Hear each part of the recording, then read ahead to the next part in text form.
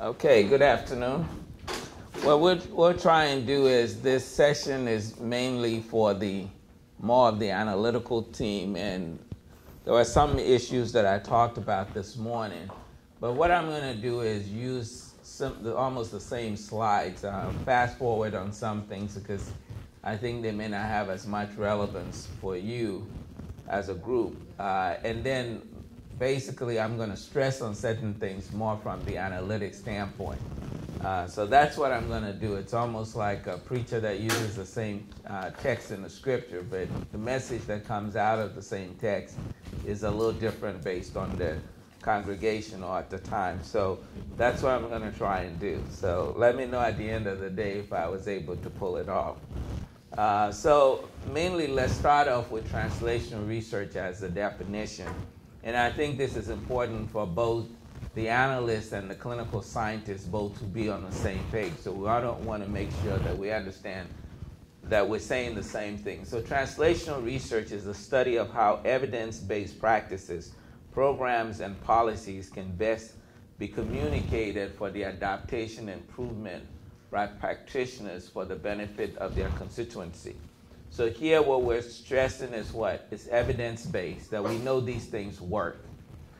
So there is evidence to support it.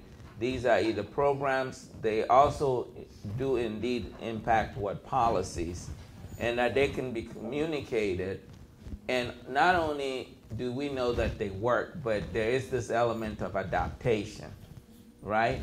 So what does that mean? That whatever those evidence-based practices, programs are, that I can take it from, say, Jackson, Mississippi, and bring it to, say, San Juan, Puerto Rico, with some adaptation, I'll be able to what?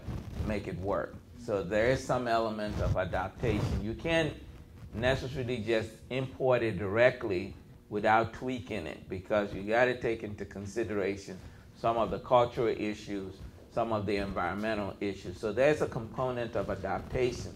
But ultimately, what we want to do with translational research is to what? Impact communities, impact the person, the individual, that their health outcomes is improved based on that knowledge of science. So we can look at a definition of a practitioner as an organizational representative who makes decisions. So basically, it talks about basically the decision makers. So it's improved by practitioners who are the decision makers for the benefit of their constituents. The constituents are basically what you could refer to as the social or societal sectors. And societal sectors are not only operating because they're within the same domain or within proximity, they could be further down the road or down the street. So that's in essence what translation research means. Now, to give us a sense of the role of an analyst, I think it's important for us to understand some of the things that are being said or talked about when we think about what translational research. So I thought maybe a good way to do it, to kind of infuse a little humor, is to make it look like how you would get your news on headlines, right? Y'all see the show headlines, basically. They just give you the bullets. They don't get into a lot of detail. Every now and then they'll do a spin on it, on a particular topic, but generally they flash the main headlines. So here we want to understand that in 2006, NIH basically launched what they call the CTSAs. The CTSAs are the Clinical Translational Science Awards program. And they currently, to date, have funded about 60 of them. And they're all over the country, and I'll show you a map in a little bit.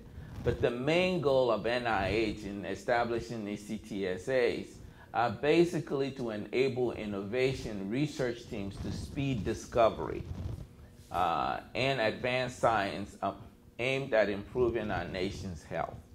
So the question is, it's taken us too long for us to discover something to the point where it's actually being applied by practitioners and actually has the direct impact it needs to have on people. So this is one of the reasons why NIH moved in that direction.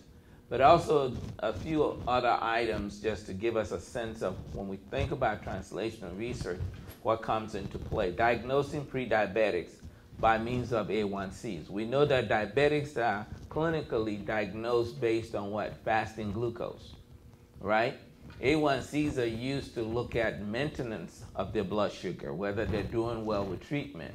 But now there are others who are looking at A1Cs as a measure or a way of what? Actually diagnosing. So using A1C as a diagnostic tool is becoming very important, identifying people who may be in the pre-diabetic stage much quicker. Also developing a device for paralyzed patients. A device that has been done translates what? Brain commands into action, potentially improving quality of life for patients who are disabled by either spinal cord injury, stroke, or neurodegenerative disease. So here again, for that to happen, you most likely needed what? Some people with a background in engineering or bioengineering, computer science. You had to have people help design the study, so you had to have epidemiologists at the table, right? There's a number of things that had to come to play to come up with a device that would do that. You had to have people who had background in neuroscience to be able to understand how to do this. So one of the other important things in that headline is the fact that they're stressing about what? Improving quality of life. It's not just increasing people's life, but what? Having quality of life. The question is, do you want 20 years of misery versus 10 or 12 years of quality of life? So those are some of the issues that we have to wrestle with. So this is where the sociologists, the psychologists also come into play. So at the end of the day, we will find that translational research is not a silo science, right? It's not silo science where you stick with your own thing that you do so well. It's really multidiscipline and transdiscipline.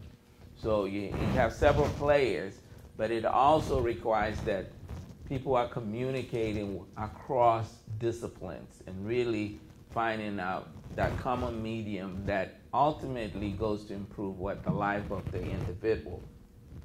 Another one was identifying risk coronary artery disease. This was done through genetics by looking at some discovery of variants in the DNA in one area of the genome that changed the way a gene in a totally different area functioned. So again, here is a case where not only are we looking at heart disease, but we had to bring geneticists in. They needed to understand how to look at the genetic data. And in that case, trying to look at understanding how risk models are done, because a statistical geneticist may not be trained to develop what? A risk model. Most likely a biostatistician and an epidemiologist. But by all the team coming together, they can work so that they can factor in the element of genetics to be able to find that gene that helps indeed now improve what? The risk prediction model, which most likely were all based on what? Phenotype data. So now we need to include genetic data, because genetic data could be multi-dimensional compared to phenotype data, which may not have the same, the structure of the data may be different. So it's very important that people are talking to each other and understand what's going on.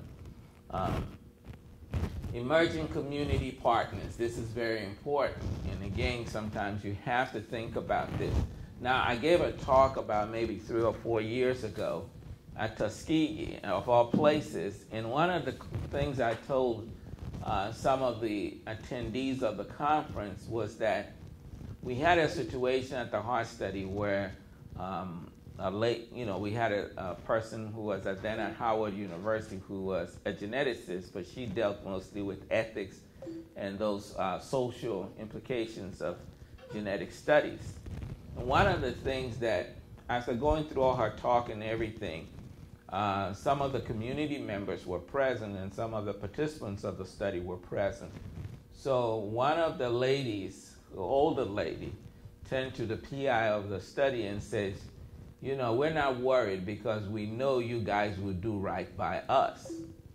And what I said to those individuals at the conference was that now, even as a scientist, when I sit at the table to make decisions about the best methodology or the best statistical design, I have to keep in mind the trust factor that these people have in us. Because if we break that trust in the attempt of trying to publish that paper that might make you tenure or give you that promotion, you got to make sure that that paper is not destroying the trust established with the community. The other piece is that with translational research, we need to be able to communicate at the end of the day. And if the community doesn't feel like they're stakeholders, then they're not going to receive the message that comes out of the study because they don't feel a sense of belonging. You know, if you own up to something, then you're more likely to pay more attention to it. So it's that reason that I think it's important. Also, cultural sensitivity. You know, if you're studying, I may come in and look at the same data among Puerto Ricans, and I might take a different message. But a Puerto Rican scientist who have really studied this, it's not that the numbers are not bad, and Dr. Efert showed us where you use odds ratio, you get one result. You use relative risk, you get a different result. And sometimes the question is which one is right and which one is wrong, right? Because some things are not clear cut. So maybe my read of the data may be just strictly analytic from the analytic standpoint, but because I lack the context of that community, because I'm not part of that community, my interpretation of the findings could be off base, right? So if I'm to change things in that community, I may not be able to relate it in a way that they can understand. And I gave an example this morning. Growing up in Ghana, I had a friend of mine that I went to high school with, and he had graduated, gone to college, and I had gone back to visit, and we were talking about the importance of language, use of language. Language is very powerful. And he was working with a group that was looking at family planning. And one of the things that they were very interested in is trying to get the women of certain socio-demographic background to reduce the amount of pregnancy or children. You know, family planning is all about planning and keeping family size down. And none of the messages were working. So he said finally they came up with this slogan that you don't want to have children like pigs. You know, those people didn't want to be associated with pigs. Pigs have a lot of babies, you know. So the moment they used that, the kind of link of the way they were having babies was similar to the way pigs were having babies, it resonated with the group. It definitely resonated with the group. Okay? And therefore, it didn't have the necessary impact. I know there's some of you who are involved in HIV/AIDS. Another example that he gave was, most times when they would do demonstration of condom use, they would use a wooden replica of a penis, right? So they said the men would go to their rooms, and before they would go and sleep with their wives or girlfriends, they would put the condom on their post of their bed, you know, because, again, somehow, you know, maybe in a Western culture that might work, but in another culture, the same thing doesn't translate. So when we think about translational research, even as analysts sitting in the table with the clinicians, we need to be thinking beyond just analyzing the data. How would we package the data for it to be sent in terms of messages? You know, representation of messages. Maybe think about different ways of communicating. Maybe instead of saying 50%, 25%, maybe we should say, you know, if we took 100 of you, you know, 25 of you will have this condition, or 60 of you will have this condition. You know, make it more personal, because the mathematical statistical jargon, they can't relate to it. They hear those things, but it doesn't resonate with them. It doesn't stay with them. So those are some of the things that we need to think about. Wireless devices used to improving health. This is one of the things that's going on, protecting the brain during stroke. This is actually based on some energy therapy, and this is a rodent study, looking at rats and mice. But it has translational implications. Maybe if it worked in rodents, it may work in what? Humans. So the next step is to try and see whether by offering people who've gotten stroke oxygen therapy, would that indeed protect the brain. They also found out that in UC San Francisco, within a generation, looking at this generation of new scientists, the pipeline, that team over there actually, based on calculation, were able to find that if you decrease everyone's salt intake by just 1/2 teaspoon per day, that could prevent approximately about 100,000 heart attacks and as many deaths each year, and save about $24 billion annually. That's powerful information. If we can get people to understand that if they would only reduce their salt intake by 1/2 teaspoon, it could significantly improve or prevent them from developing a heart attack, especially if they have other risk factors that make them more prone to heart attack. So again, this kind of message and being able to get it out there so that every individual, but look at the bottom line, it would save us what, $24 billion. That could be money used for other things. So it's very important that we understand this kind of information. I'm going to move on a little faster. The medical benefits of current revolution in biology clearly cannot be achieved without vigorous and effective translation. This is by Dr. Francis Collins, the NIH director. And he's been one of the people who's really been pushing this translational research because they've seen that there's a great need for it. We also know that it's beginning to show up in grant proposals, in curriculum development, in medical schools and schools of public health. Everybody's talking about what? Translational research. But do everybody understand what that means? And does everybody understand that there may need to be what? Paradigm shifts. Because the methods we use in the classical paradigm may need to be what? Tweaked. Because the assumptions will be slightly different in a translational standpoint, right? In a well-controlled clinical trials, you have randomization, you have all the things of a perfect what? Study design. But maybe in a translational research, you couldn't adopt the classical randomized clinical trials. You may have to do a modification version of it, right? And if you did, or did the study in a more natural setting, then all those controls that happens in the typical clinical trials do not prevail anymore. So we got to be worried about issues of what? Confounding, and understanding what confounding factors we need to be. But again, at that point, we need to be very careful that we don't what?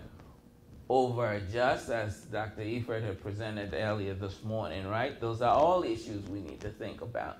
So once we change the approach, the assumptions are going to what? Change. But for us to really, as analysts, to understand the assumptions, we need to be engaged in conversation with the clinicians, right? Because we're not the experts. We're not the content experts, right? So if we don't understand the science or the background very well, then we may not analyze the data the way it needs to be analyzed. We may be missing a whole lot of stuff. It's not that what we come up with is not interpretable. It can be interpreted, but did we analyze it in the most optimum way? And the answer may be no, we didn't. Right? Dr. Eifert talked about some things that have already been published in journals, but they're questionable findings now because people may not have stepped back and looked at maybe alternative ways of analyzing the data. So everything that gets published may not necessarily be optimal because we were missing some information somewhere down the road. And the more knowledge we get, the better off we should be in our analytical approach.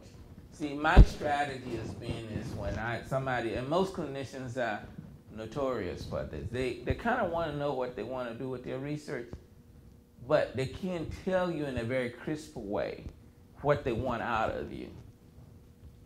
So sometimes what you find yourself doing as an analyst is you keep running one analysis after the other. You all experience that? And then you take it to them and they say, nah, this is not it. But they can't tell you what it is. You see, they only just know it's not it because they haven't gotten the results they're looking for.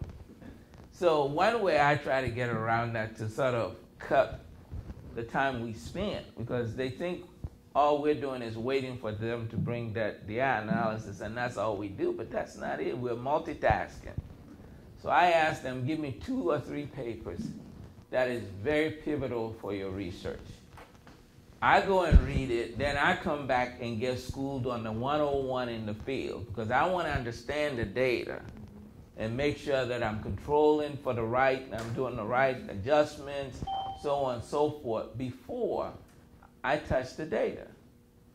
Because without that, I could be all off base with it, right? And because they're not clear on what they really want, it's almost like we're going through this trial and error motion. And sometimes you don't have the time to do all of that. So I find it more time effective if you read and then you ask the right kinds of questions. So communication is important.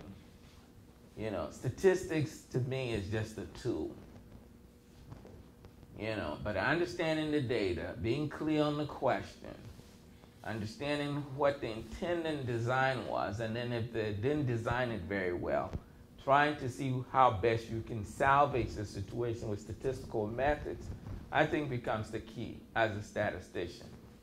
You know, an example I like to give is when I used to teach pharmacy students. I said, you know, you're only being trained to be really somebody who can interpret information.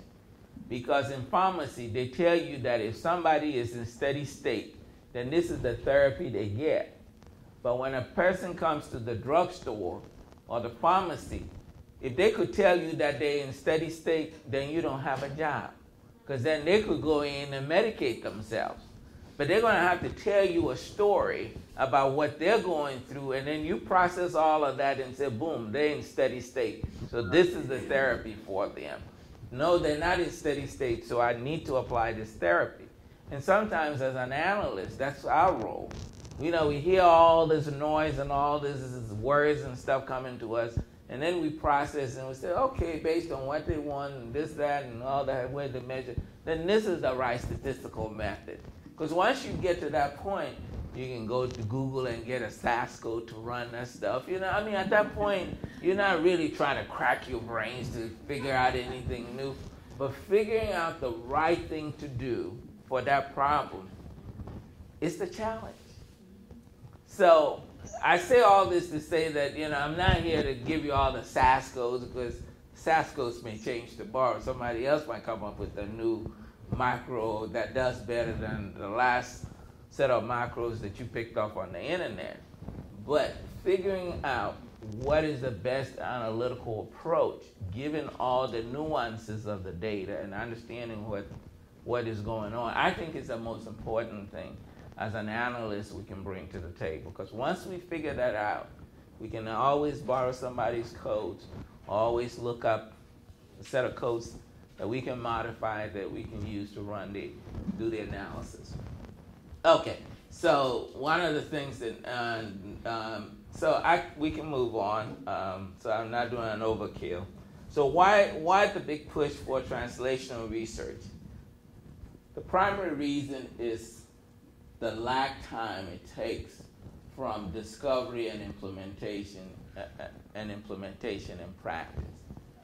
Westphal and colleagues suggested that it takes an estimated average of 17 years for only 14% of new scientific discovery to day-to-day clinical practice.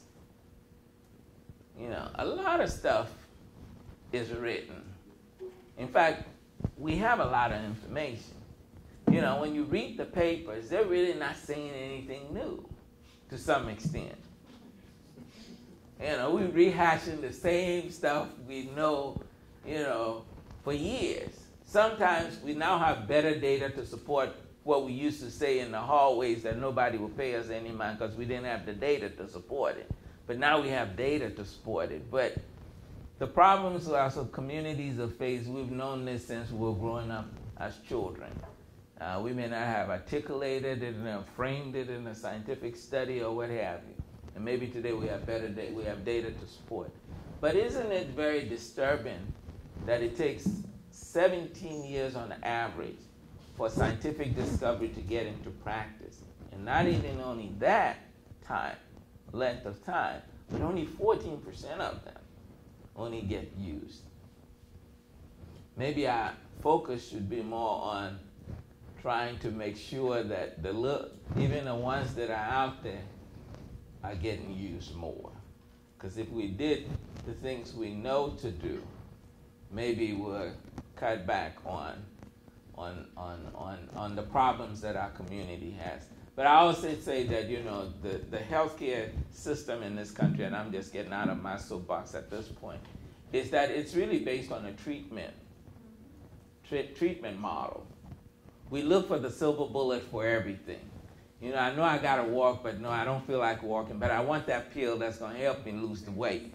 I know that portion size matters, but no, I'm just gonna have that big bowl of food and just have me a Diet Coke to pretend like I'm trying to really lose weight.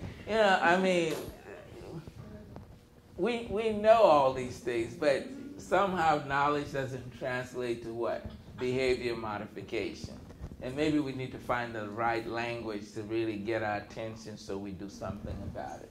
Okay, anyway. So if you're wondering, and again it's important because we talked even over lunch about the need for collaboration. These are where the 60 medical research institutes in 30 states and the District of Columbia where these CTSAs are located. Now I think Puerto Rico is down that way, right? We didn't see any data on there, so it means Puerto Rico doesn't have a CTSA funded, but I think the closest might be in Florida, and I don't know which school in Florida that may be. There's another chart that's coming up that I know that, so somewhere in Florida might be the closest CTSA that maybe the institutions in Puerto Rico may be able to link with. I know that in Atlanta, in Georgia, Emory is the CTSA, and they're linked up with Morehouse School of Medicine, Meharry, which is part of the RCMI RTRN, they're linked with Vanderbilt in Tennessee. So there are a number of these minority serving institutions who are doing great work and research who don't have a CTSA program, but they're linked with some of the CTSAs in their communities. So that's one of the things. So let's look at some of these models, and maybe for us it's not very critical, but there are a few things that come up as we use these different models. This two-phase model, translational model, basically suggests that we move from basic biomedical research into what? Clinical research, right? So we start with these cells or the animal models, and we move into human studies. And we see it as what? Unidirectional. But real translational research should be what? Bidirectional. It may start with biomedical bench science to clinical, but some things in clinical should prompt basic scientists to go to work. One of the areas where they're doing a lot more of that is the nanotechnology, where people are trying to find these nanotechnology to be able to deliver treatment. So it starts with the clinical problem, and that gets bumped to the basic scientists who have specialized in nanotechnology, and then they're developing these things to help to develop, it may be somebody on the other campus.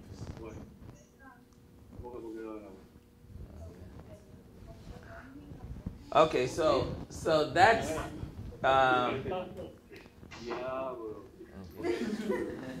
yeah, it's okay. We have a co-pilot on the other side. Okay, Es que estamos en la 5. ¿Pero y cuál es el primero? Desde el primero lo vimos ya. Mira otra vez, estamos.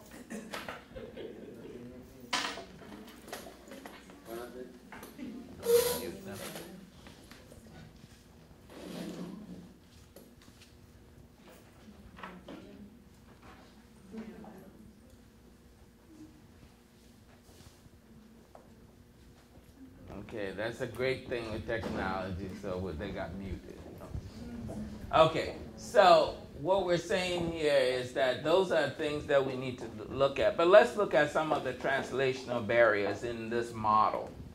Lack of willing participants. What does that mean when you think from an analysis standpoint, from an analyst standpoint? Lack of willing participants may lead to what? A selection bias, right? So you may only have a certain segment, if only a certain group of people are actually, let's say the most healthy people are all opting for the study, then you're going to have a selection bias. Or if you're doing a study looking at, say, like heart disease, and you find that people who are only interested in signing are people who have heart disease or have family members who have heart disease, then again, you're going to lead into what? It's going to give you what? A selection bias. Your findings, and you're going to have problems with being able to generalize your findings to the broader population that you intend to look at. We can also look at incompatible databases. So the issue of data is very critical. Data is very important to us as analysts, because what I say is that if you think about the work of an analyst, we rely heavily on what? What is the main ingredient of our work as analysts? Data, right? And we base this data on a sample. So if that sample does not mimic reality, then all our inferences is going to be off. That's why we strive so hard that sample is so representative of the population we're trying to study. If those two are in sync, because all our inferences in statistics, all our inferences is about the population, but it's based on information on a sample, right? I mean, that's the foundation of everything we do. So if that sample does not mimic reality, the reality of the population that we're interested in, our inferences are correct based on the sample data, but it's not going to be what? In tune with what the population we're trying to do this inference about. So we're going to miss the boat, even though we've done all the right things in terms of calling it as it is based on the data. So it's very important that, when we're using data, that the integrity of that data is sound. So sometimes we may need to spend more time on making sure that the data is good, so that when we run the statistics on it, and we'll be able to call it like it is, and it will mimic reality, the reality in that population. Otherwise, our findings could be totally off. So it's very, very important for us to understand that. Practice limitation is another thing. Sometimes people, the ideal situation cannot happen. So as an analyst, you can't be too rigorous on what you want to do. If that person comes to you and he says, okay, I only got 200,000, ideally you may need maybe 500 people. With that study design, you may need 500, but if you can only recruit 300 people, then maybe your task is not to say, well, the study can't be done. Maybe the thing is to say, okay, if we were to change certain assumptions, in terms of design or what have you, or maybe what can we do that practically we can still answer the question? We may not have the Mercedes-Benz version of the study, but we can get a Toyota Corolla version of the study.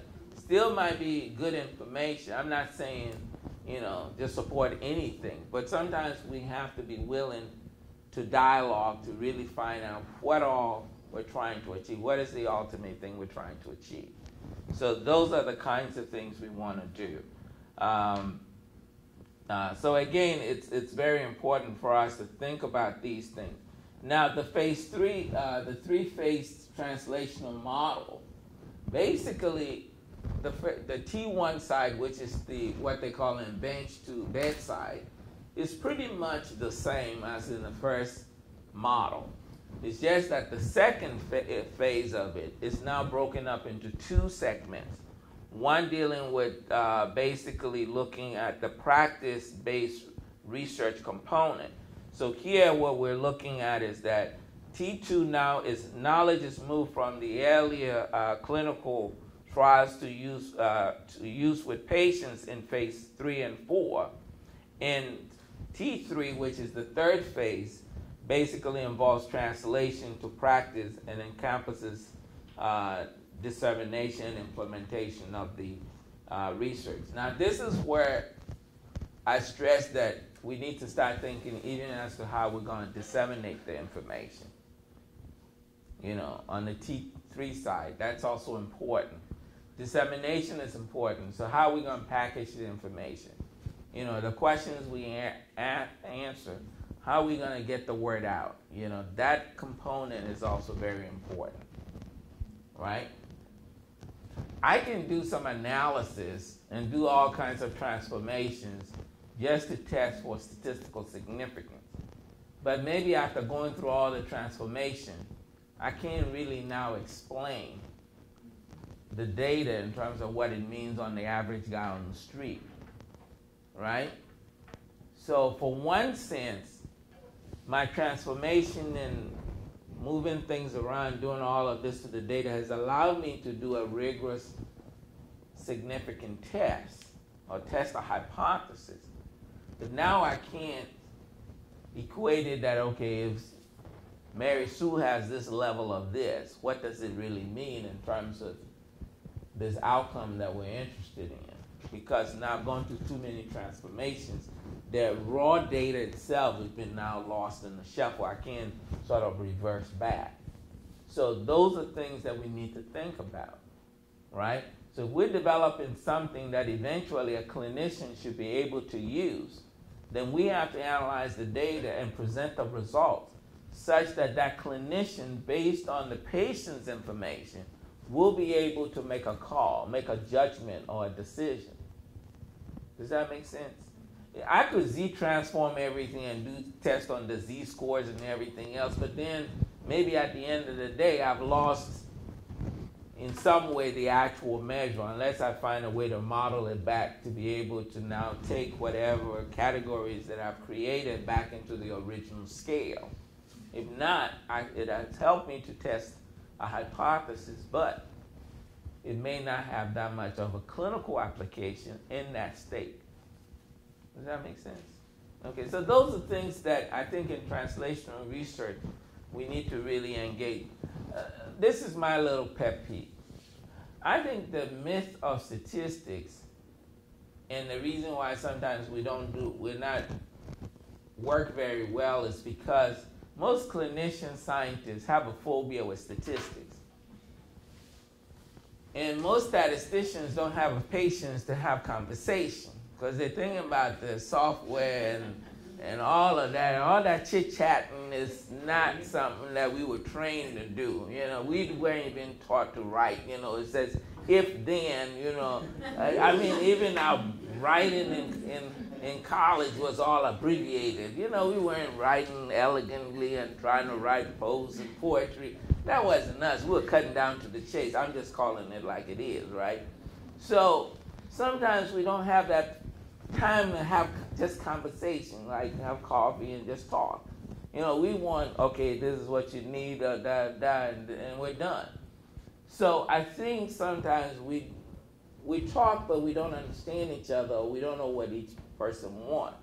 And as long as we can deliver the data in the printout or fill out the data tables, our work is done. And most times, some folks don't really take our work also that we're making a significant contribution. Because where do you find most analysts on papers? We're buried somewhere. And we do the bulk of the work. The bulk of papers are written by two people, the lead author and the statistician. Because every time that person is not happy with the results, you go back and rerun those things again. And you keep rerunning it. After a while, you start having nightmares. But then, they bury you somewhere on the author list. I had to threaten one of the researchers. I said, I took him to a poster. I said, look at the poster. Who's here in number 2 position? And they looked at me funny because they knew where I was going. I said, how much work did that person do? They said, what do you mean? I said, what contribution did they really make to this publication? Now see where my name is. If my name doesn't get into number 2 or number 3, don't come knocking on my door. But I was in a position to say that. So then the other co-team member got the message. So the next paper that was written, I was a third author on the paper. I said, because I'm doing all the paper work. And if I don't do the analysis, the paper doesn't move. And every time there's a new rerun, I get to do it. And if I don't do it, the paper doesn't move. But yet, I'm not getting the appropriate credit for all the work I'm doing. So we have to stand up. I'm talking to the analysts now. So we got to stand up sometimes. But the most important thing is that this whole concept is bidirectional. We got to think of it in a bidirectional way. Okay, now this thing can get a little busy sometimes, but this again is another technique, another schematic of saying the same thing. But basically, again, what we call in T1, which is the first translational phase, generally refers in most clinical trials, in most studies, will look at the clinical efficacy of research, where we go from, again, basic science to biomedical science to clinical efficacy knowledge. Now, efficacy and effectiveness are different. And maybe I might not define it well, and if I don't, I'm sure Dr. Eford will help me here. But efficacy basically is looking at, does this drug or this intervention work, right? Efficacy, that's basically what it's doing. Does it do what it's intended to do? That's why in most in efficacy trials, you always have the active drug and what? A placebo, right? And do y'all know why we look at a placebo? Anybody wants to give it a try? Why we need a placebo? To compare, okay. Huh? Control. Okay, it's a control, but why do you need that control if they're not getting anything? Well, if you think about it clinically, there are some people whose condition will improve slightly just because you told them they're on something. Mm-hmm. And that's the psychological component of therapy or treatment. So if you don't have a placebo, you don't know whether the change in the actual treatment arm is just due to that psychological aspect of therapy. So what you need to do is to compare the actual change in the treatment arm with a control, because the control has built in that psychological component. But beyond and above that change you see in the control group, if the change in the treatment arm is significantly different from that change in the control group, then that difference is due to the actual treatment, not due to the fact that they thought they were taking something. So for us to be sure that the only thing that has caused this change is the therapy, you control for everything. So that the only thing that could bring about change is the therapy. That's why in randomized controlled trials, everything is controlled to the T. Now, just because you've shown in a clinical setting in that control environment that drug works, it actually brings your blood pressure down in a way that clinically is significant, because you have to have some effect size in mind, is that Now you get the drug out there and it's on the market, and I'm taking it, you taking it, and it has all these restrictions. You got to eat it with some food, and you don't have to drink and all of that stuff, right? But in reality, do we take the drug like it was done in the clinical trials? No. In the natural setting, we don't take the medication in the same way. So that's why post-marketing surveillance, which is phase 4 clinical trials, kick in. Because there's some side effects now that we begin to see in phase 4 that we didn't see in phase 3, right? But we got to monitor the drug to see whether it does. Effectiveness is basically looking at how well the drug does almost in its natural setting. So effectiveness is looking at more of, in essence, would you have a sustained change? Was the drug do the same way it's supposed to do once you release it into the broader group? And again, we also know that as much as possible, most clinical trials are based on volunteers. Now they're randomized, but so they may not itself represent the entire population that would now take this drug, right? So there are all these issues that come up. But now if you're going to do it in a more natural setting, more of a quasi-experimental design, not the true experimental design, which is the randomized controlled trials, then you got a whole bunch of other factors you got to deal with. So as an analyst, you have to begin to start thinking about all these other factors that we may have to control for, adjust for, or maybe use a stratified design or a block design or something, so that you can control some of those to some extent on the front end. My experience have taught me that if we do a very good job on the front end with design, we don't need all that fancy statistics on the back end. I think we do all those fancy footworks, and Jimmy, correct me if I'm wrong, is because we messed up on the design, right? The design is messed up. The folks didn't talk with no statistician. They collected their data on some Excel spreadsheet. The way they lay the data is a nightmare. You got to do all kinds of manipulation to get the data, even before you can write a proc, ANOVA or something, or a proc means even to analyze the data. You see what I'm saying? The data, even the way the data is laid out. And they bring it to you at the end when they've collected all of this stuff, and they say, can you help me? And I need this tomorrow because I have an abstract that's due. And if you don't do it and they have some political weight, they go and complain and say, those folks out there in that statistics division, they don't do no work. And these stuff, they can't even help us get abstracts in. And y'all talk about we need to be publishing. Yeah, you brought it to me at the 11th hour. Everything is screwed up. And my name is going to be on it, so I can't just give you anything. But, so I'm just saying we got to have conversation. If we're really going to do real translation research, we really need to have conversation. Okay, I'm just keeping it real without doing a lot of statistics on. So I think that, and I'll give you an example, talking about, translational research. And this happens a lot now, because now, it's almost like with the advent of computers and software packages on which I like point and click, like SPSS, everybody's gotten very dangerous with statistics.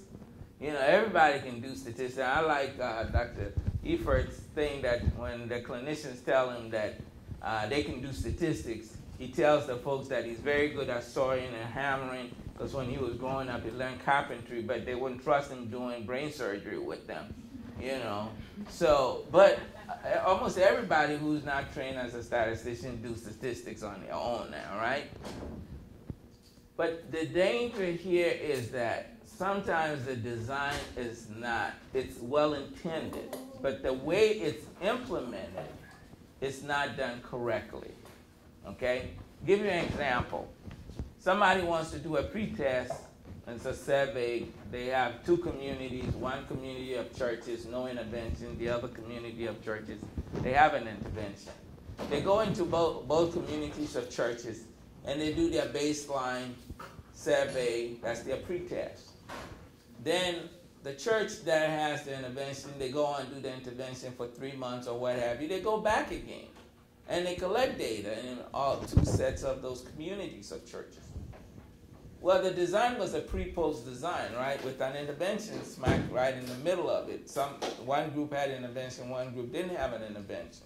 Well, the best way to do it is use a pair match design, pre-post design.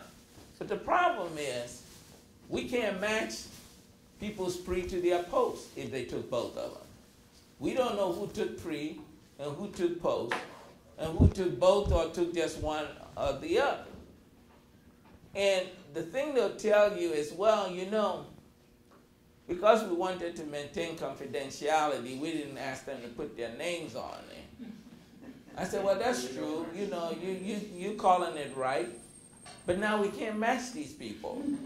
And if we analyze it as if they are independent samples, we're really not doing it quite right. But sometimes that's all you're stuck with.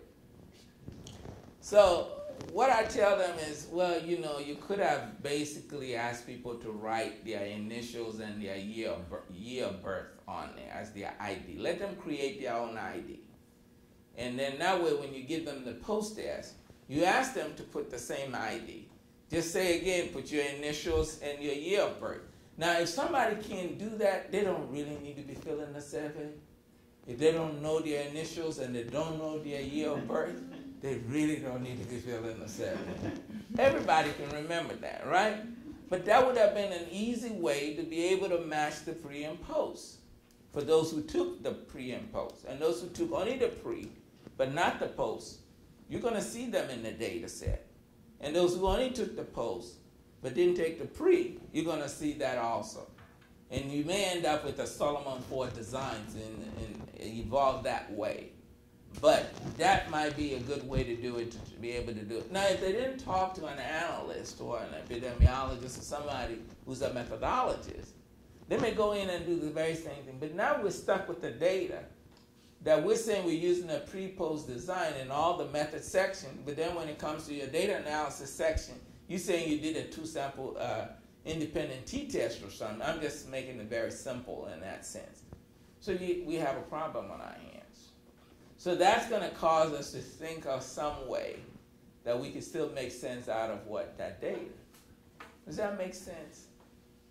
So, you know, some people would say, well, let's maybe use the baseline as just the global baseline or something, and then look and see how far differences from that baseline. You know, so it now causes us to think of innovative ways to salvage what could have been preventable, is all I'm getting at.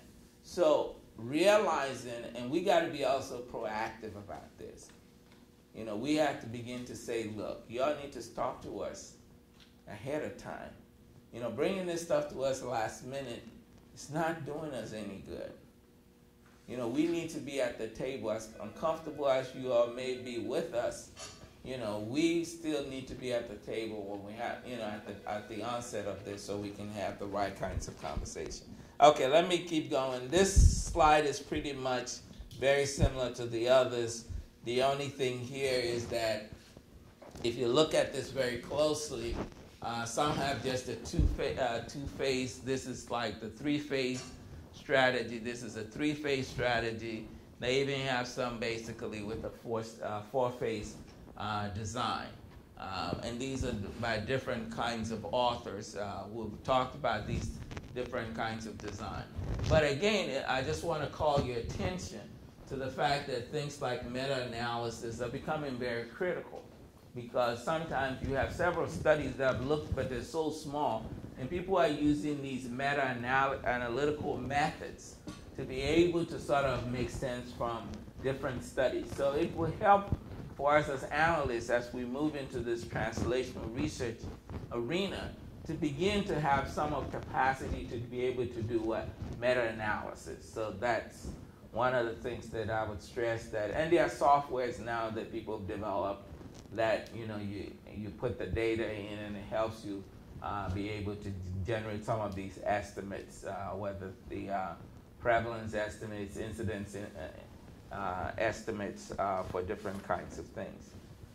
This is even more of a complex kind of study design, but it's looking at all the other issues here. If we look at this, we could look at pilot proposal submission. Some of it has to do with what goes on in the whole continuum of trying to do translational research. So pilot funding, pilot study publication, and that's something too that sometimes you may have to ask clinicians sometimes if they can do. Sometimes they'll come to you like with sample size calculations or power analysis, but they have no clue as any estimates of effect size. And they think that we're magicians. We could actually call this from the air, from thin air. We can figure out this, and they could take it to the bank. But I keep telling them, as much as I want to do it, I just don't have those powers. So you got to give me something to go on to be able to do this for you. And I'm saying it jokingly, but it's really, they do it all the time. Oh, can you do this power analysis for me? And they're asking you at the 11th hour. That's the killing part of it. But sometimes you may ask them if they have some resources, just pilot this. 10 people or something, let's get some rough numbers, and maybe we can use that to generate some estimates. Most effect size, if it's something based on continuous measures, the mean differences are not difficult to come up with because you could base it on clinical or practical significance to get that component. Sometimes if it's a continuous measure, the variability in the data, estimate of that becomes very challenging because we don't know what's going on in that area, and if it's a new area somebody's pioneering, we may not have any sense of what would be a best estimate of variance in that measure. Sometimes the literature would give you a range, so I would generally use a range and maybe titrate it and then use the worst case scenario to justify what you're doing. But sometimes pushing people to do pilot study, piloting everything, it's important. Even questionnaires, piloting the questionnaires is important. And when we say piloting, some people think you have to do it elegant.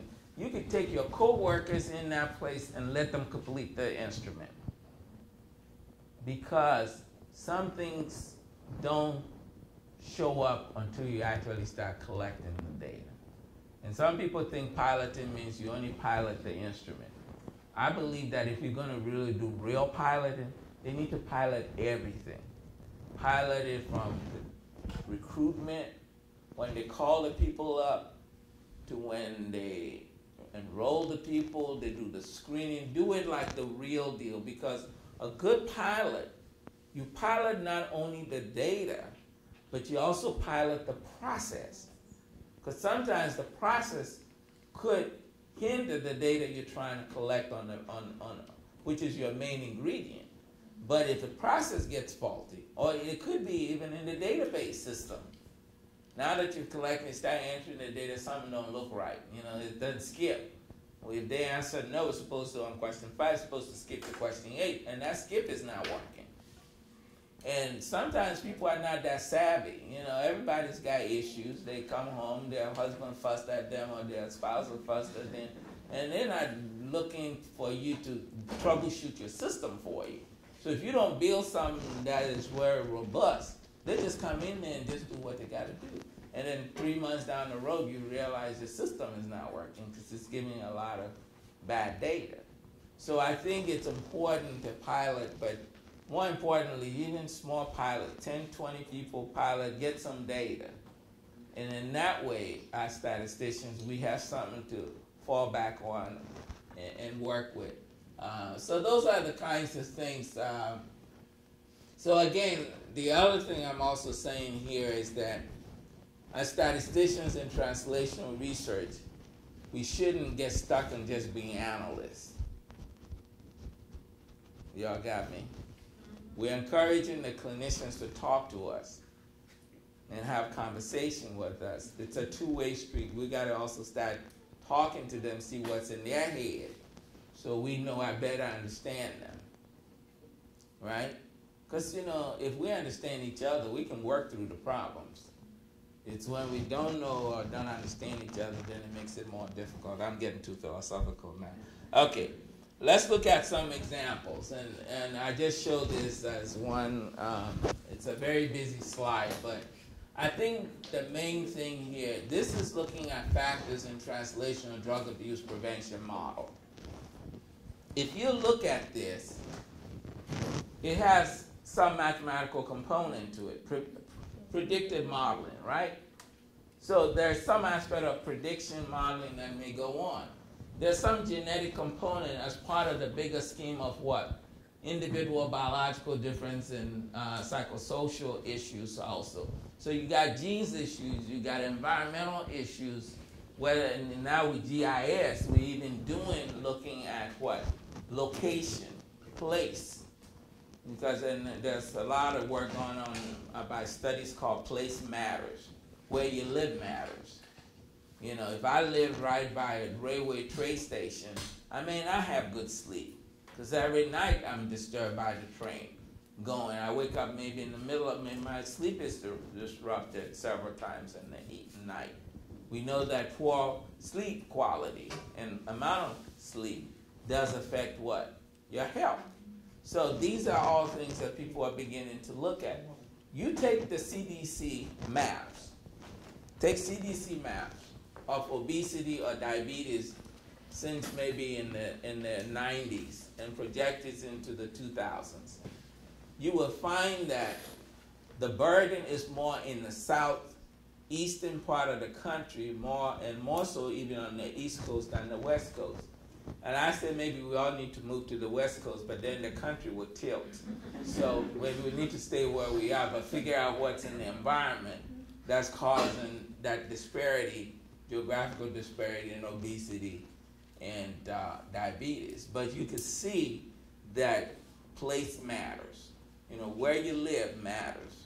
Now, there may be certain things in the culture and, you know, and maybe, I don't know if it's all in the air, the physical environment, but it could be way of life of certain places that, you know, causes people to, when they get assimilated, that they begin to suffer from these kinds of things.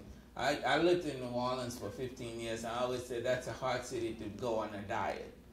You know, because it's all a lot of good food. You know, you can't really go on a diet in a place where all people want to do is eat, have good time. You know, it's very difficult. The environment is not conducive. It's not supportive of lifestyle changes or modification.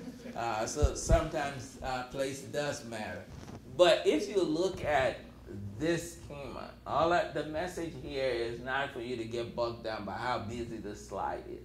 But as busy as it is, it tells us that translational research is what? Multidiscipline, and it's transdiscipline. That's really the take-home message. It's got to be a team effort. You know, I can't sit there and wait for you to get the data and bring it to me, and then I'm going to crunch the numbers. You know, we all got to be talking so that we all understand what we're trying to do, and everybody brings their piece.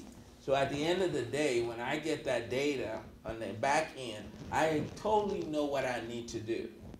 I'm not trying to figure it for the first time. What do I need to do with this? Because I'm an integral part of the whole thinking of what went into designing this study. Does that make sense? Yeah.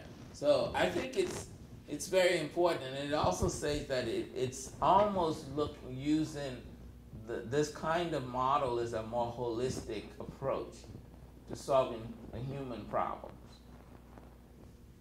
You know, I say this because I think Framingham has done a phenomenal job with changing the landscape of what our knowledge in cardiovascular disease and treatment.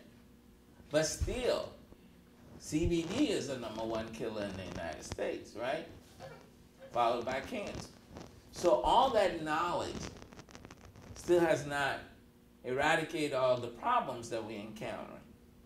And certain ethnic groups are disproportionately affected by cardiovascular disease. I mean, every ethnic group is going down. African Americans is still high. And in Mississippi, the rates are going up in terms of CVD mortality. In fact, you know, it's been a while since I looked at the current statistics, but almost about in the last maybe 4 or 5 years, for every 100 individuals who died in Mississippi, 42 of them died of some cardiovascular-related disease. 23 of them was from some form of cancer. So 70-some percent of the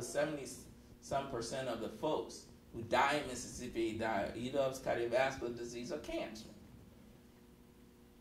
So there's something wrong with our acquisition of knowledge and really changing the landscape. Maybe not for all, not for everybody. Maybe for some they've seen immediate benefit.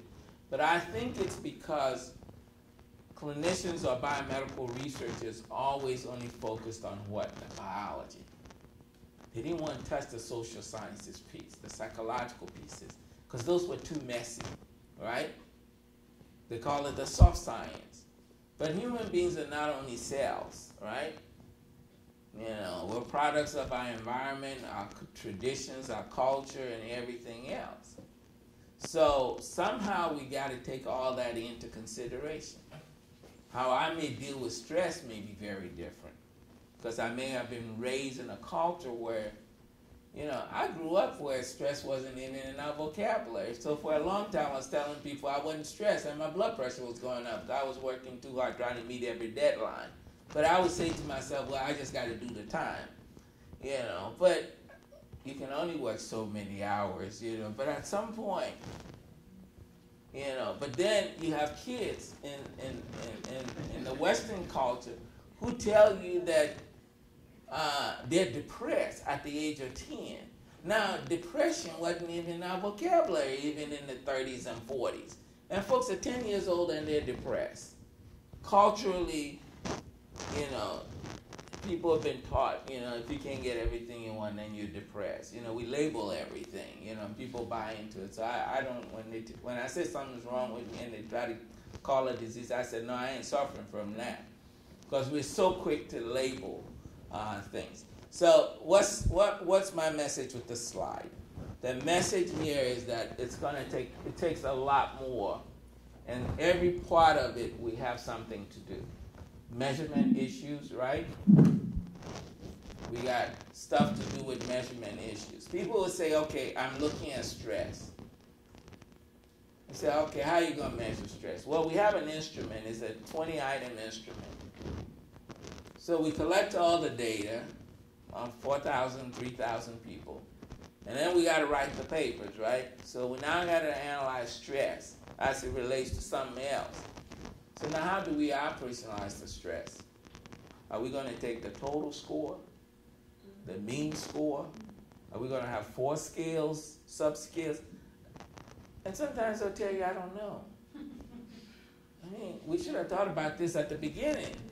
You know, I mean, we now have to write, you know, I'm just saying that, but these are the issues that if you're at the table, we have to start asking these questions. How are we going to define stress when it's all said and done, even when we use this instrument? How are we going to operationalize it? I mean, we need the psychometricians there, you know, to talk about it and find out what's the best way of measurement. Because measurement is important. So there are a lot of things we need to worry about. Not just data collection, but even operational definitions of these things, the scales that we're going to use in these things. These are all critical issues. And when we start bringing all different kinds of disciplines into play, the work even becomes what? More complicated. Because now it's not just, you know, blood pressure is simple. You know, it's very objective. Your cholesterol is objective. You know, that's what the biomedical science is focused on in the biology. Because a lot of their measurements were what? Very objective. And you didn't need to do no dancing around and somersaulting with that data to be able to analyze it. You know, it came out of the blood pressure machine. It was good to go. Now with an instrument, you got to figure out how you're going to what? Take all those items and figure out something out of it. Are you going to do factor analysis and do it on factors? I mean, what do we do? I mean, I don't know all the answers, but the question I'm raising is that these are the kinds of conversations we need to be having when we're planning these studies and we're talking about collecting information and data and analyzing the data down the road, because those become very critical things that we need to be mindful of. Okay, so I didn't come here to give answers. I just came here to raise questions. Okay. So if at the end of the day you said, boy, he didn't say nothing, he didn't give no question. No, he didn't answer no questions. That was not the intent. Okay, so I just want to give another example, and then I'll get into the, how am I doing with time? You're fine. I got half an hour? Okay. Okay, so I think I'll get through my slides in the next half an hour. Okay. But this was a study, a conference. It was sort of a mini conference that the NIH actually sponsored with the NIDDK. And it looked at the science of translating diabetes and obesity research. And I just wanted to share with you some of the issues which were like the subsections of the proceedings of the conference, and just make comments about some of the analytical issues that we need to be mindful of, just using this diabetes and obesity research as an example. So the first thing they wanted to look at, fundamental issues in translational research. What kind of model are we going to do? Are we looking at a two-phase model, a three-phase model, a four-phase model? So that was the first thing. So in this particular conference, the deliberation followed on the two phases of a continuum of translational research. You know, basically going from basic science to bench, and then finally looking at impact on health outcomes. The other thing they were interested in was moving more from efficacy to effectiveness to community and back. Okay, so they wanted to look at, the clinical trials are good. Do them, make sure that these drugs work, they do what they're supposed to, or these interventions work, but then take it a step further, test it in the actual natural setting to really look at how effective they are. And then once we come up with some of the evidence-based practices or things that we know it works, then we can take it to the community, have this adaptation stuff we talked about in the earlier definition of translational research, adopt it in the community, see what nuances work, what is still not working, and then send it back to the researchers, let them query the stuff we're picking on the field that's not quite getting it.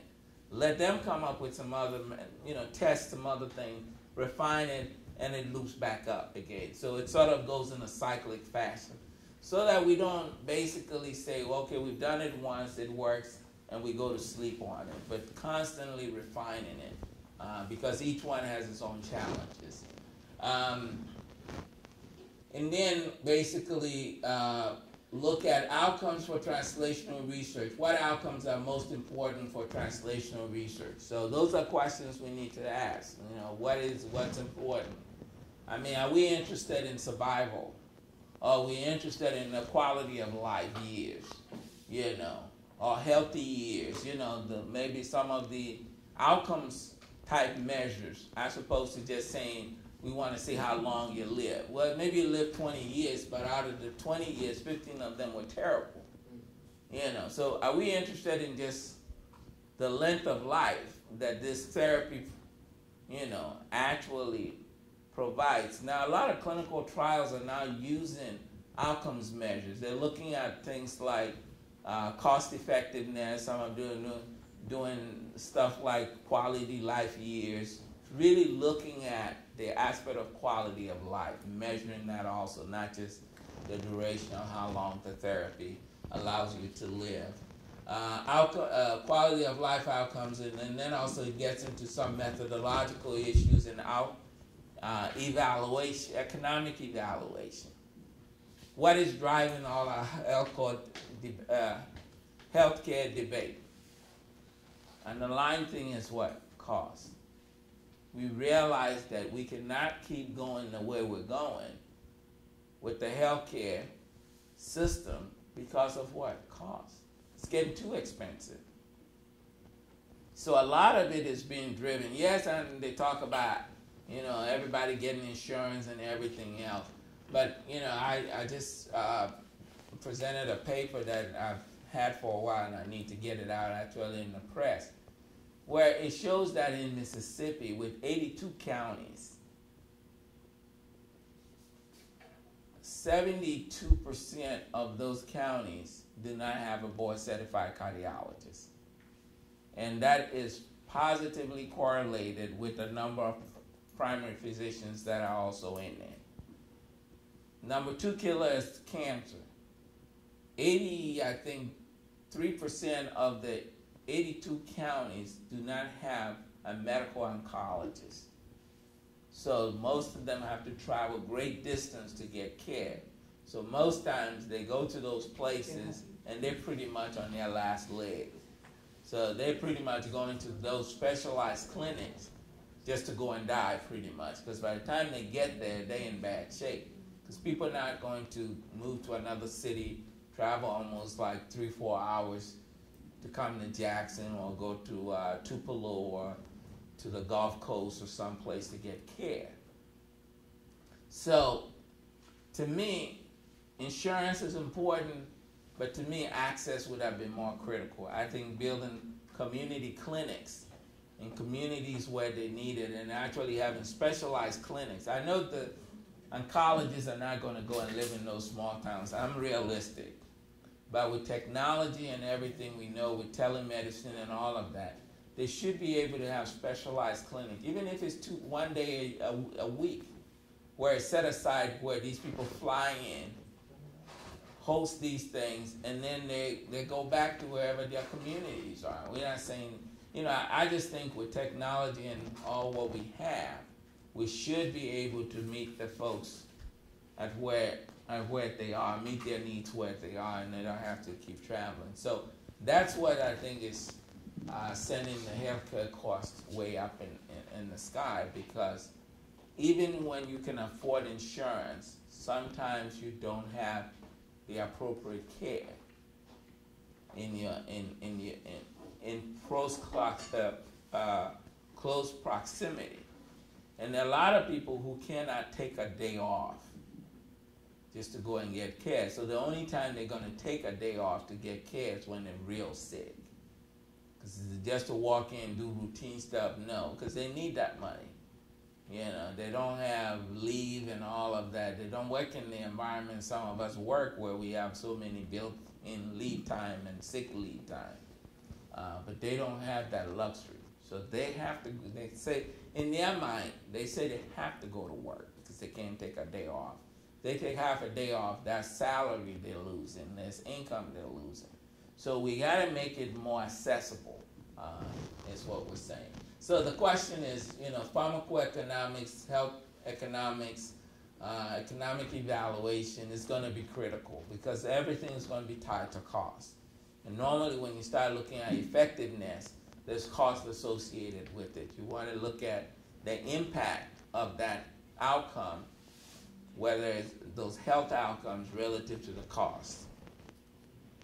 Experimental design issues in translation. We need to have linkage of question to design.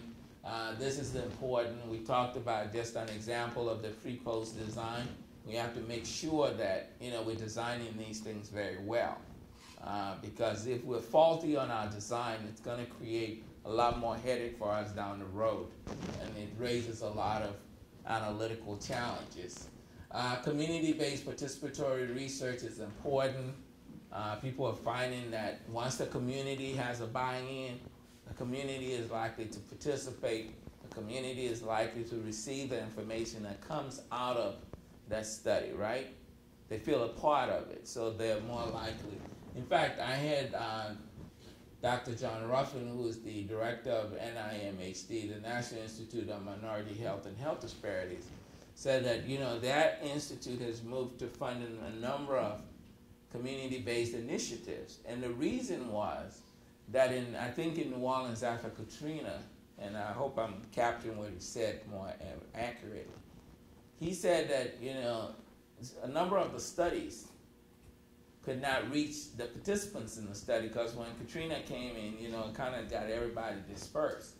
But a number of those people could be reached by their churches, because even though they had moved to other places, even moved out of state, they were still sending their tithes to their pastor or to the priest of the church. So they knew how to contact those individuals. So they actually had to go through the churches to really retain the cohort and reassemble the cohort, be in touch with the cohort. So the need to really get community organizations and the community involvement in studies is really the way to go, because once the community has a buy-in, you're able to get better participation, better results, because they feel a part of this. It's also multi-level, multifactorial. It's going to take that kind of level of interventions for it to work, you know. People are looking at social network as an issue. That's work that's been done a lot in HIV, looking at the effect of social network.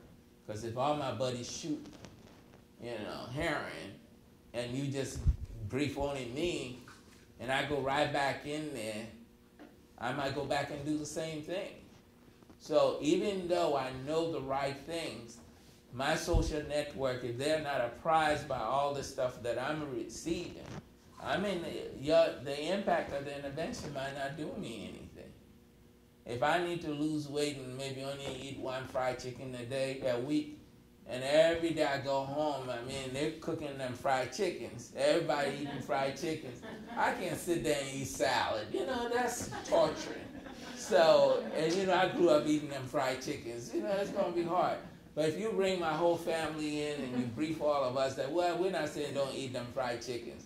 Just maybe cut it down to 2 in a week, you know, something like that. Then my family empowers me to do the right thing. You know, that's all we're saying.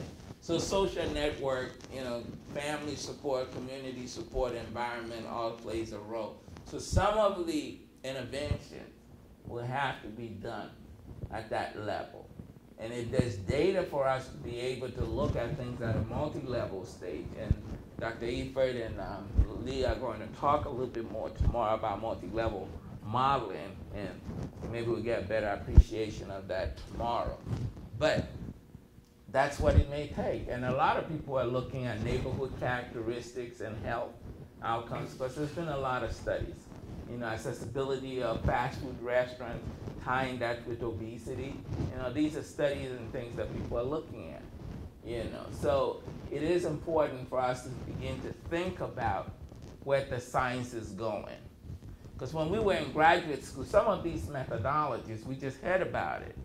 You know, we really didn't go on in-depth training, but we got to start having that open mind to sort of also figure out where the field is going and begin to start reading and equipping ourselves, because we got to do a paradigm shift in terms of our own repertoire of analytical techniques that we're going to have to use.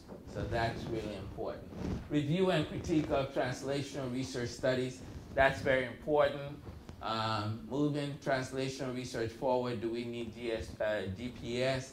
And the reason is because we know that sometimes, you know, reviewers may shoot down what we do because they don't know our communities, right?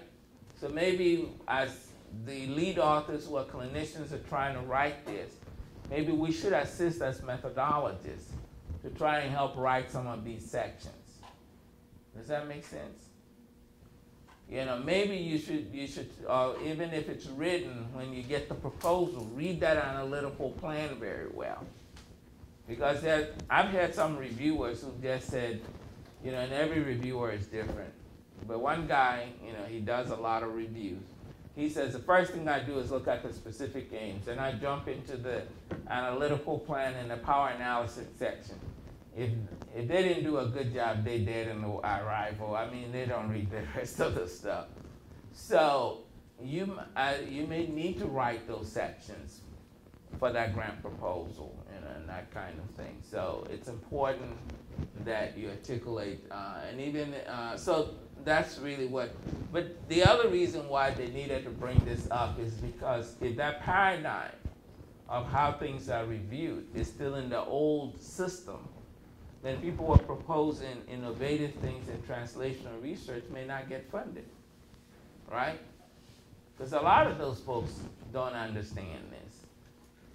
And I remember this was years ago, I was a graduate student, and we were helping a clinician do an analysis. So we send the paper to a journal, and the chief editor, the editor sent back and says, why didn't you use this method? So the guy came in and says, look, man, they shot us down. They said, I said, no, it's the same. So we wrote a rebuttal to show that, you know, what we did was appropriate, and we gave the reasons why we didn't use the other method, and so under these circumstances, they really are the same techniques. And the paper got accepted. So what I'm saying is that for those journal editors or that group, if they're not really in tune with all this multi-discipline, transdisciplinary approach, and they're still in the silo mode, you may need to be able to do a lot more to convince them to see the merit of what you propose. So I think that's why they needed to address the whole perspective of the NIH review committees. Because, you know, we understand that, you know, the folks who've done this, some of them are deeply entrenched in the way they do things. Some of them are experts who've made their names or models that may be coming under attack. They gotta protect that, right? So you gotta give them more to move them to understand what you're saying. Okay. Basically, I think I talked about the outlook for translational research was another one. Basically translating diabetes prevention programs. We know that in terms of, there are going to be challenges in terms of practice, changing lives, and bringing science to life. So these are going to be the last few things I'm going to talk about, and then we'll bring some closure to this. But we need to look at, you know, novel statistical methods, both in the area of design and analysis. We also need to look at novel methods of subject enrollment, retention, data sample collection and management, and validation of novel scales or predictive models. So under the point of design and analysis, we need to make sure that these methods increase efficiency of study design and these or analysis, and that we're able to get reduced sample size or improved power in doing these studies. Also being able to differentiate between the confounding variables from mediational or moderating variables to improve causal inference in the analysis of observational study. And I think that the effort basically eloquently drove that point home about confounding factors. That, you know, you don't want to treat factors that are not confounding as confounding factors. We use the example of with the odds ratio not being collapsible using that technique, because some variables, like maybe gender, may not necessarily be a covariate, treated as a covariate. You could treat it as a covariate, but you may be missing the boat. It may be better to treat it as a moderating factor and maybe stratify analysis by gender, because men and women, the distributions may be totally very different. And therefore bringing the two together and just treating gender as a covariate may be very misleading, and you may lose some of the information that you would pick up if you treated those separately, because in one instance you may not see a significant difference in one of the genders, but you would see it in the other if you treated it as sex stratified analysis. You combine both of them, you say there's no difference for both men and women, when in fact that might not be the case. So maybe doing, and for moderation to do that, you do an interaction term, test for the interaction. If it's significant, then it makes sense to maybe stratify your analysis by that variable. The whole issue of mediation might be important. Question? No, I wanted to add that especially if you're working especially because the area of women's health might provide so many important variables, for example, menopausal status, hormone profiles, that for many chronic diseases may have an influence on the disease outcomes. Right. That stratifying by sex usually makes a lot of sense for many diseases. Right. Because there may be some elements that vary by sex that won't apply to both statistical regression models or any type of modeling you're doing. Right. That's very true, yeah. Okay, any other comments, questions? Okay, so those will be the things, and reduce bias in the analysis of incomplete data or identify subgroup differences in longitudinal regression analysis. Those I think are very important, because once you start losing data, sometimes it's very difficult to figure out what's going on, especially maybe if the loss of data is not random. I mean, there's some non-randomness in the data, loss of incomplete data. Then you really have to dig into it and figure out what's really going on, because ignoring that could indeed give you some very false results in terms of what you get out of your analysis. A potential source of incomplete data could be dropout, missed appointments, or censoring. That was censoring. Okay. In terms of the other thing we also want to be able to do is to perform analysis of high dimensional data. Here again, examples would be imaging data, especially if you're dealing with MRI data or CT scan data. There's several data points. Sometimes people just want to take the average, even ambulatory blood pressure for 24 hours. Some people use the mean 24-hour blood pressure, but that might not give you a whole lot of information.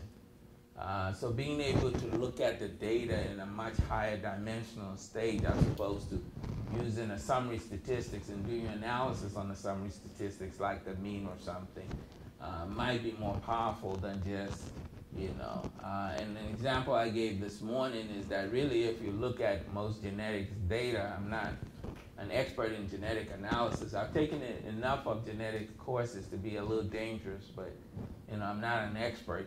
But most of what we find is that it's the outliers that's telling us something in genetics. But in this traditional statistical method, what do we do with outliers? We exclude outliers, right? Because we say that, they're way out there and we take them out. But there is a need maybe sometimes to look at what outliers and not necessarily look at what is within the normal path, because it's maybe the outliers that are telling us something. We lose that by, in a traditional sense, truncating them and not using them in the analysis. Again, analytically support randomized controlled trials for specific types of translational research. I think that's important. I mean, we have to, as we look at translational studies and incorporate things, we may need to start looking at an analytical approach, because the study designs may vary a little bit. Some of the assumptions may change a little bit. And one thing that I think statisticians, we do very well is what? A lot of our work is based on what? Assumptions, right? We can test those assumptions, but most of it is based on those assumptions. So we may want to check those assumptions. And if there's departure from those assumptions, that we make sure the analytical approaches we use actually take that into consideration. In terms of subject enrollment, retention, data and sample collection and management, the method should achieve more efficient subject enrollment. How do we best enroll the folks? There could be a good sampling technique that you come up with to give you a representative sample. I'll give you a classical example of something that we did in the Jackson Heart Study. When we started, the goal of the Jackson Heart Study was to recruit 6,500 people in the Tri-County area, which is Hinds, Madison, and Rankin County. Those three counties is larger than the state of Delaware and about the size of Rhode Island. And the recruiters had to go door to door, because the first protocol said the first type of contact after sending letters out was a face-to-face, and then follow it up with phone calls if you missed the first appointment and there was nobody there, because you had to identify the person who's been listed, find them eligible, enumerate the household, and then we'll pursue to try and recruit the individual. Well, it was very difficult. And the interesting thing, and I tell this because it's important from the analyst standpoint to understand some of the dynamics. Mississippi at the time allowed you to purchase driver's license database. Now, the driver's license database had race and ethnicity on there. And it also had the date of birth of the person, so you could tell the age. So age eligibility and race and ethnicity eligibility, you could obtain it from that database. What a wonderful idea. Well, the study planned everything around acquisition of the driver's license. In June of 2000, when they were ready to acquire the data, the state had changed its laws that you could not purchase a driver's license anymore, database anymore. It wasn't up for sale. So it meant that the study had to go through some quick maneuvering. So they acquired data from a commercial entity which could identify to some extent the age of the individuals, but not race and ethnicity. But it put the folks within the census tract, and it coded the people as being under 30, like 80% or more African American, maybe. It started to range the percentage of African Americans within that census tract. So which meant that when you got that name, you did not know whether the person was African American or not. You had to go knock the door. It wasn't clear. Whereas before with the driver's license, we could have made that determination ahead of time.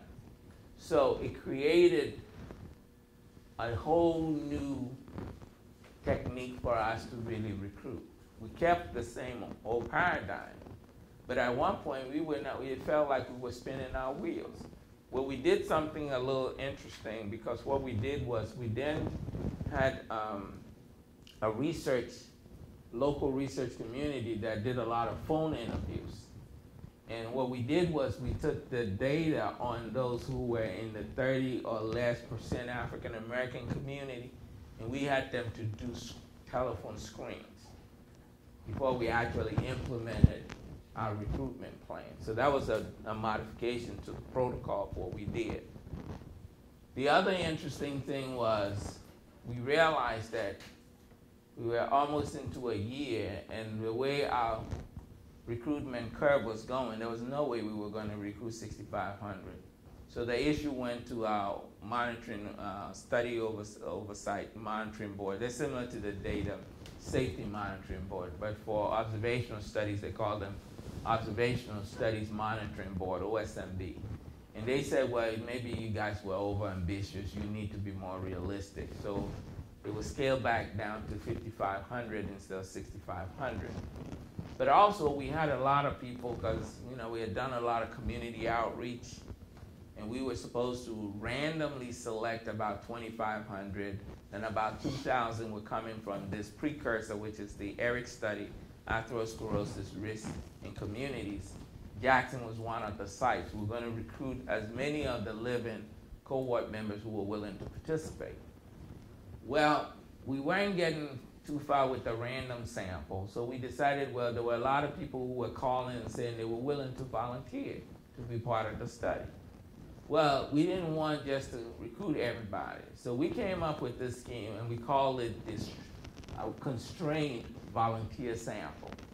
So what we did was we went to the 2000 census data, and we looked within the Tri-County area, within that eligible age range, and we looked at it by gender, by location, which means which county they were from, because of the 3 counties. And we also looked at the median income, and we did it as high or low SES, using income from the census. And then we estimated that we wanted to recruit about 1,500 or so people. And so we estimated the number of people we needed per cell. We had almost like 20 cells. And we estimated the number of people to reflect representative of how the total African American community in those 3 counties looked like in the 2000 census. And so if we had 5 in a cell, it was sort of still convenient, but once we hit 5, we stopped recruiting in that cell. So we were strategically trying to fill the numbers in the cell. So though it was a convenient volunteer sample, we constrained it because now our objectivity was more having a representative sample versus just having a pure random sample, because we couldn't get a pure random sample. We didn't want a pure convenient sample. So that was some methodological things we had to do to be able to get a sample that was not totally, because if we didn't control it, we would have gotten more women in this 45 to 64 years of age range. Those were the ones we were getting the most of.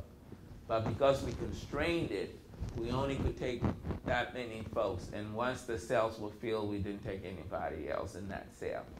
And we actually had to turn people down who were willing to participate because those cells were already filled. So that was one approach we used to help with what? Enrollment. You know, I mean, is this wonderful science? I don't know what the answer is, but at least that's what we had to do to be able to at least get a sample that was not totally going to be biased one way or the other, but to force it to make it more representative of the sample. So that's one aspect of that. But also to getting people in is one thing, retaining them is another thing. So looking at techniques to retain the individuals is important. Greater comparative efficiency, reliability, and validity of measurement is also an important piece. We talked about measurement issues. We need to look at it. As statisticians, sometimes we don't look at measurement issues very well because most of the time, I think people who do work in psychology and social sciences maybe sometimes do a better job with measurements because they deal with all these surveys and instruments. Most typically in biostatistics training, we don't get a whole lot of courses on measurement, right? The only thing that we talk about is those 4 scales, nominal, ordinal, interval, and ratio scale. We know all that. We could recite that in our sleep. But beyond that, you know, it gets a little fuzzy, right? But it's an area we have to pay more attention to because we're going to need more of bringing these instruments and knowing the psychometrics of these instruments. What's the best way of scaling this, measuring this, taking it from questionnaire items to a measure, a single measure or some composite measure that really captures what we need to find out. And if you use a composite measure and you don't see significance, does it mean that the instrument, the measure doesn't work? Or is it that we now go in and go fishing and find out which of the items within this that may correlate better because maybe there's not real adaptation of the instrument to that population? We don't know. I mean, these are all hard questions we don't know answers to. So where do we stop when we don't get significance? You know, when we're not very clear on what the scale should be, or because somebody used total, we all using total. I mean, a story is told about this lady who used to cook her. I think it was like, I think it was pork roast or something, and she always would cut the ends off. So one day, somebody asked him, he says, "Why do you always cut it off?" She said, "Well, I grew up, and that's what my mom did." And he said, "So what did your mom do?" "Well, I don't know. Let me call my mom." So he calls his mom and says, "You know, somebody asked me about why we cut this pork roast. You know, we cut the ends off." He says, "Well, I don't know. That's how my mom used to do it." She says, "So what did your mom?" He says, "I don't know. Let me call grandma." So she calls her mom. And the mom said, so the old lady, the grandmother says, "Well, my cooking pan was not large enough, so I had to cut the ends off." But these people had bigger ones, but they were still cutting the ends off without knowing why they were cutting it off. So maybe we need to ask questions why people use these skills as opposed to just using them, because they may not be serving the purpose. Okay, validation of novel scales and predictive models, those are very important. Things that will have a lot of clinical utility would be what? The predictive models. I mean, conversation that Dr. Ifred and I were having this morning on our way here is really very important. You know, finding something clinicians can use. But it doesn't have to be the same. We may start off with the Framingham score, but maybe evolve it using your own local data and customize it so it's more what? More relevant to your population. And then that becomes a much powerful tool. Have a more robust kind of thing, as opposed to everybody just using the Framingham score. And maybe a modification of it would do us a better job and give the clinicians better tools to make better calls and help save lives and improve lives of people. So, you know, getting back to the point that we don't have to cut the pork roast, you know, because now we got bigger pans so we can cook the whole shebang one time and not cut them off. So that's what that gets to. Using existing database to address important clinical translation gets into issues of you know, quality of life, issues of attitudes, behavior, beliefs. Those are all things we may need to start thinking about.